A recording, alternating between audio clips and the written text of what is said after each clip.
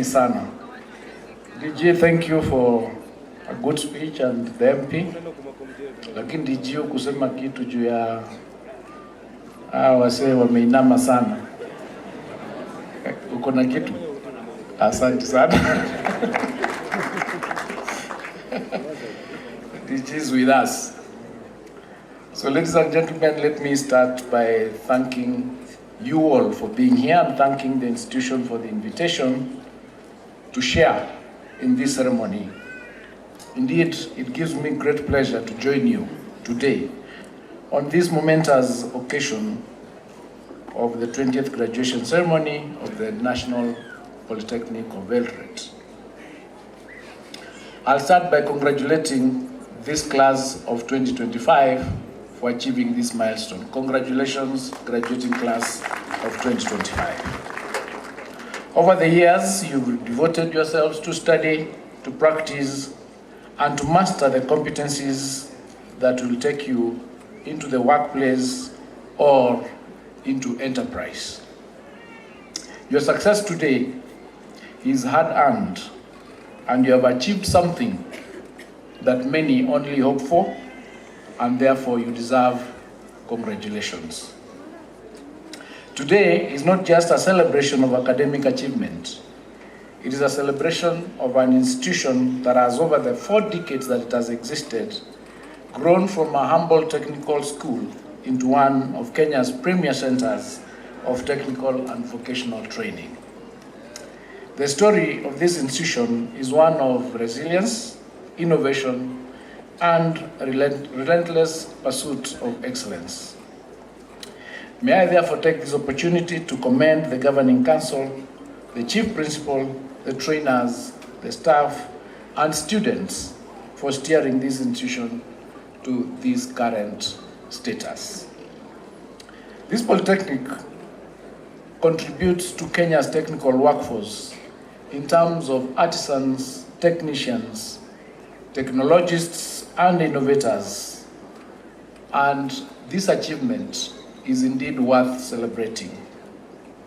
As you mark 40 years of existence, you also mark a legacy of empowering thousands of young people who are today contributing meaningfully to our economy. Ladies and gentlemen, the government of Kenya, under the leadership of His Excellency the President, Dr. William Samoei Ruto, remains firmly committed to equipping our youth with employable skills that meet the demands of both present and future labor markets. Through the modular curriculum and the competency-based education and training, and all our other policies, including the recognition of prior learning and the dual training policy, we are not only imparting theoretical knowledge, but also ensuring that our trainees gain practical, hands-on competencies aligned with local and international industry standards. We are reforming the TVET system to strengthen industry engagement, and the partnership between TVET institutions and industry is no longer optional. It is essential, and that is what the MP was referring to, that we now have a dual training policy that requires that we partner with industry, we partner with all the government projects that are taking place so that our trainers become part and parcel of the workforce in those projects. Institutions like the Eldoret National Polytechnic work hand in hand with employers. Your training stays relevant and future ready, and you graduates do not only catch up, but instead you actually lead. Under the ministry's reform agenda, we have set an ambitious target of enrolling over 2 million new trainees by the end of the year 2026. To reach this goal, we are expanding access by building more TVET institutions across the country and equipping them with modern equipment. And your project of the library that has taken 4 years, we undertake as a ministry to complete it.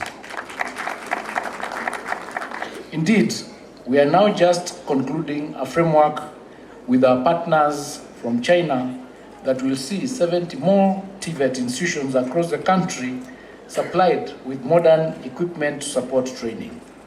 This investment will build the foundation for better skilled, better confident, and future-oriented graduates. And as your president requested, I think this institution has already signed with the Ministry of Housing for the building of over 1,000 bed hostels that is due to begin very soon. In the same vein, we are also upgrading qualifying institutions to national polytechnic status to create more training opportunities for our youth and to provide them with globally competitive and recognizable skills and competencies. Our commitment extends beyond infrastructure. In the most recent budget cycle, and we thank the members of Parliament and Treasury for this, the government allocated Kenya shillings 29 billion to the TVET subsector, a clear demonstration that we prioritize skills training, youth empowerment, and sustainable growth. And for the CATI principals here, you will be receiving a 2 billion amount by the end of this week from help. I know you've been hard up. We pushed through Treasury and that resources have been released. So the sector or your institutions will be receiving 2 billion Kenya shillings by the end of this week to support your programs. One of the biggest challenges in TVET has been the shortage of trainers. I'm pleased to report that over 2,000 new trainers have recently been deployed to TVET institutions nationwide across 242 institutions. The government is prioritizing the recruitment of additional trainers in the immediate term to bridge the shortage and ensure that our institutions have enough trainers to support the growing population. Ladies and gentlemen, there is no doubt that capitation, scholarships, and support via the Higher Education Loans Board must remain essential pillars of equitable success. Through these mechanisms, we are ensuring that no Kenyan youth with talent and drive is locked out of TVETs simply because of financial constraints. This support and investment in the TVET subsector is deliberate and strategic.